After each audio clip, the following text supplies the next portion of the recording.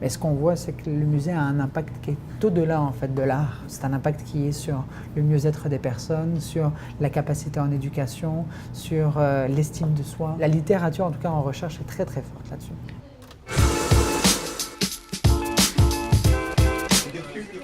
À partir du 1er novembre, votre médecin va pouvoir vous prescrire une visite au Musée des beaux-arts de Montréal. Cette collaboration entre l'établissement et le regroupement des médecins francophones du Canada est une première dans son genre. J'en jase avec Thomas Bastier, directeur de l'éducation et du mieux-être au musée. Thomas, concrètement, qu'est-ce qui se passe si mon médecin me prescrit d'aller au musée? En fait, c'est assez simple, hein. À partir du moment où le médecin qui fait partie de l'association s'est inscrit à l'initiative de son côté, il va recevoir 50 laissez-passer, prescriptions muséales, en fait, comme on les appelle. Ces prescriptions muséales permettent de 1 à 4 personnes de venir, donc 2 adultes, 2 enfants de moins de 18 ans, de venir directement au musée gratuitement, voir les collections ou les expositions. Donc en fait, on considère que l'art fait du bien. La meilleure manière de montrer que l'art fait du bien, c'est d'aller se promener au musée et c'est à travers cette prescription qu'on pourra le faire. Puis au musée, vous pensez que l'art peut être un baume pour quel type de mots, par exemple? Pour vous donner des exemples concrets de projets qu'on a au musée, on travaille présentement avec la Fondation du cancer du sein du Québec pour un projet avec des femmes qui sont en rémission d'un cancer en art-thérapie. On a également des projets qui sont en relation avec des personnes qui ont été victimes d'agressions ou des personnes qui ont commis des agressions, des jeunes qui ont des problématiques de communication, des personnes autistes qui veulent avoir des activités spécifiques au sein du musée, des personnes atteintes d'Alzheimer et leurs proches aidants. Donc le musée appartient à tout le monde. Et tout le monde peut se sentir bien à l'intérieur du musée. Donc tout le monde peut venir profiter d'une prescription comme celle-ci. Puis quel genre d'ateliers sont offerts aux communautés que tu viens de décrire? Ça dépend des projets dans lesquels on est impliqué, ça dépend aussi des partenaires. Il y a des partenaires qui viennent nous voir en nous disant on veut faire en sorte que nos participants se sentent mieux dans leur vie, aillent mieux. Donc là, on est vraiment sur de l'art-thérapie. Après, il y a d'autres qui viennent avec d'autres problématiques, quand on parle par exemple des personnes atteintes d'Alzheimer et de leurs proches aidants.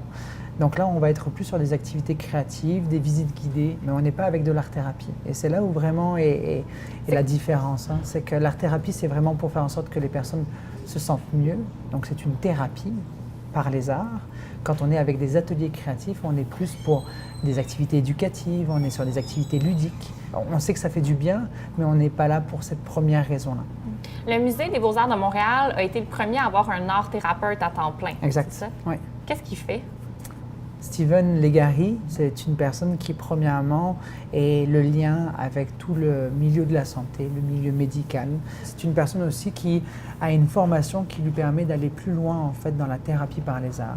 Donc, quand il est en relation avec des groupes plus particulièrement, tout va dépendre bien sûr des problématiques qui vont être mises sur la table, mais Steven en fait va les prendre en charge, va être en contact avec des médecins, avec des infirmières, avec des ergothérapeutes.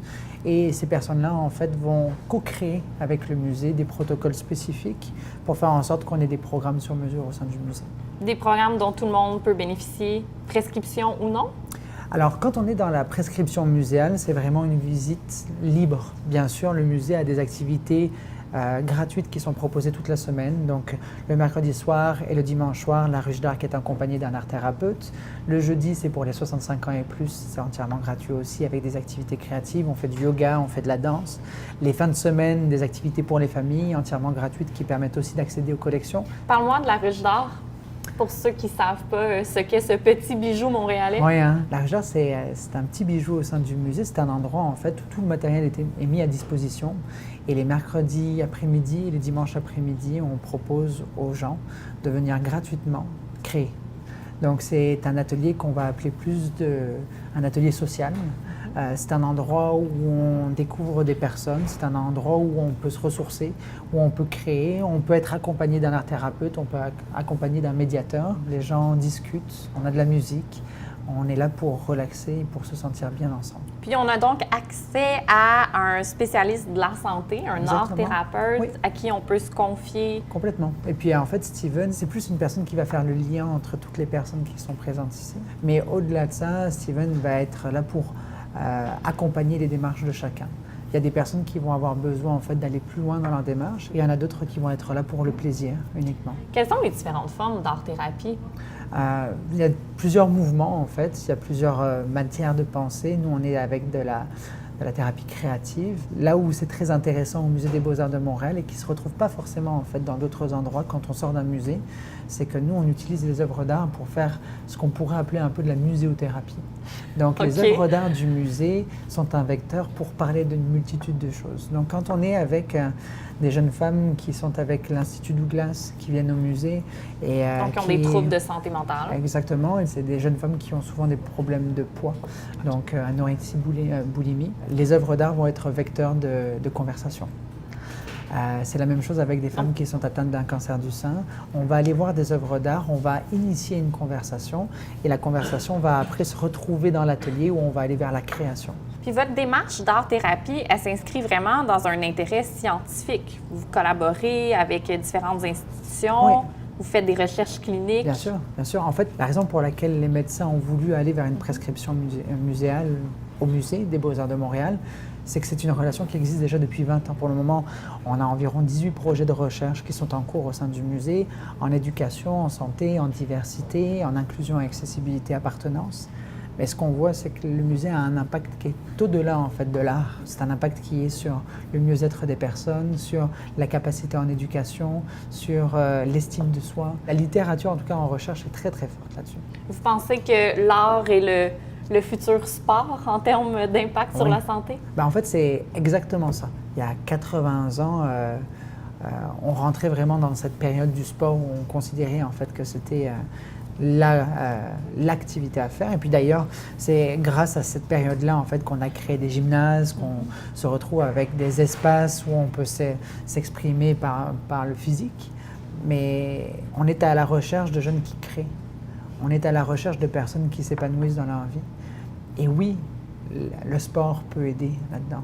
Mais rien de mieux que l'art pour justement susciter la création, pour susciter cet esprit ouvert. J'ai même pas de questions par rapport à ça. Je veux juste souligner que vous êtes des pionniers, que vous inscrivez en précurseurs dans la recherche sur l'art et la santé dans le monde. C'est essentiel d'avoir un musée qui préserve et qui valorise les œuvres d'art. Mais quand on parle de la valorisation, quel impact on peut avoir au sein de notre société? Ce qui est intéressant au Musée des Beaux-Arts, c'est certain que c'est des initiatives qui viennent parfois de chez nous, mais il y a énormément d'initiatives qui viennent de l'extérieur. C'est des personnes qui nous font suffisamment confiance pour nous dire « on pense que vous êtes une partie de la solution ou vous êtes la solution ». Et c'est la raison pour laquelle on vous contacte et qu'on veut travailler ensemble avec vous. Mais dans un système de santé où l'accès à des spécialistes de la santé mentale est tellement restreint. Les listes d'attente sont tellement longues. Je trouve qu'il y a quelque chose d'infiniment rassurant de savoir qu'il existe des espaces où la collectivité veut nous aider puis qui sont chapeautés par des experts. Oui, et c'est important que cette expertise-là, elle ne reste pas qu'au Musée des Beaux-Arts, mais qu'elle s'étende aussi dans d'autres organismes culturels, même dans d'autres organismes socio-communautaires. On est en discussion avec des hôpitaux, justement, pour ces espaces de créativité aussi. On est en conversation avec les écoles aussi pour ces espaces de créativité. C'est autant le Musée des Beaux-Arts de Montréal est un lieu physique, mais autant l'esprit du Musée des Beaux-Arts se retrouve partout. Partout. C'est magnifique. Je ne nous souhaite pas d'être malade à personne, mais non. Je nous souhaite beaucoup de visites au musée. Vraiment, merci beaucoup, Thomas Bastien, puis bravo pour ce que vous faites. C'est toute une équipe, donc merci de nous avoir accueillis. Bravo à toute l'équipe.